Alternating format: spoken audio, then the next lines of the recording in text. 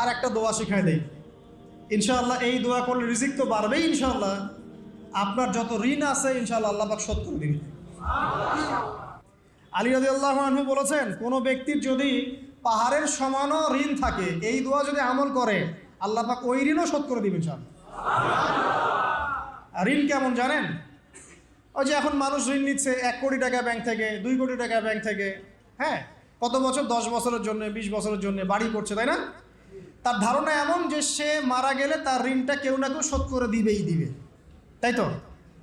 আর আল্লাহর রসুল কি বলছেন দেখেন, একজন মারা গেছেন, নবী সাল্লাল্লাহু আলাইহি ওয়াসাল্লামের সময় একজন মারা গেছেন। তো নবী করিম সাল্লাল্লাহু আলাইহি ওয়াসাল্লাম বলছেন, এই ব্যক্তির কি কোনো ঋণ আছে? একজন সাহাবী বলেন, হ্যাঁ ইয়া রাসূলুল্লাহ, তো ঋণ আছে। নবীজি বললেন, তোমরা ওর জানাজা পড়ো, আমাকে ডেকো না।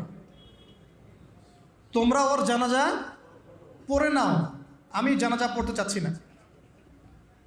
আমি এখন কেমন করে আপনাকে বুঝাবো ঋণ কত ভয়ঙ্কর জিনিস। আপনি যে ব্যাংক থেকে 3-4 কোটি টাকার লোন নিয়ে রাখছেন, লাখ লাখ টাকা লোন নিয়ে বসে আছেন, দিব্যি সুখে বসে আছেন, এমন চিন্তায় যে আপনার মৌত হবে না। আর নবী সাল্লাল্লাহু আলাইহি ওয়াসাল্লামের সময়ে একজন মারা যাচ্ছেন, তিনি বলছেন তোমরা জানাজা পড়ে নাও, আমি জানাজা পড়তে চাচ্ছি না। মানে ঋণগ্রস্ত ব্যক্তির জানাজাও তিনি পড়তেন না। তারপরে একজন এসে বললেন, ইয়া রাসূলুল্লাহ, আমি তার ঋণ শোধ করে দিব, তার যা ঋণ আছে আমি শোধ করে দিব। তখন নবী এসে জানাজা পড়লেন সাল্লাল্লাহু আলাইহি ওয়াসাল্লাম। তো আপনার এই কোটি কোটি টাকা ঋণ শোধ করার লোক তো রেডি আছে নাকি? আছে না? সমস্যা নেই, আপনার জানাজা পড়া হবে। কারণ হুজুরকে আপনি 5,000 টাকা দিবেন, হুজুর জানাজা পড়াই দিবে, কোনো সমস্যা নেই।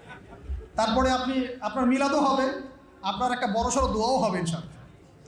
কিন্তু আল্লাহ পাক বলেছেন, শহীদ, আল্লাহর পথে যুদ্ধ করে শহীদ হয়েছে, এই ব্যক্তির আত্মাও ঝুলে থাকে যতক্ষণ পর্যন্ত না তার ঋণটা শোধ করা হয়।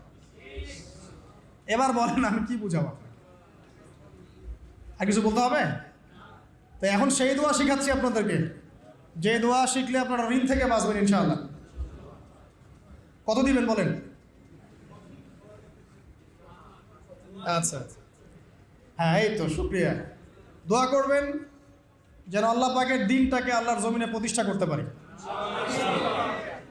আমার সাথে বলেন, দোয়াটা হচ্ছে, আল্লাহুম্মা ইকফিনি বিহালালিকা আন হারামিকা ওয়া আগনিনি বিফদলিকা আম্মান সিওয়াকা। এই দোয়াটা ছোট না, এটা মুখস্থ করবেন, সেজদায় পড়বেন, নামাজের সেজদায় পড়বেন, আত্তাহিয়াতু দরুদ শেষ তারপরে পড়বেন, নামাজ শেষে হাত তুলে করবেন, যখন তখন শেষ রাত্রে করবেন।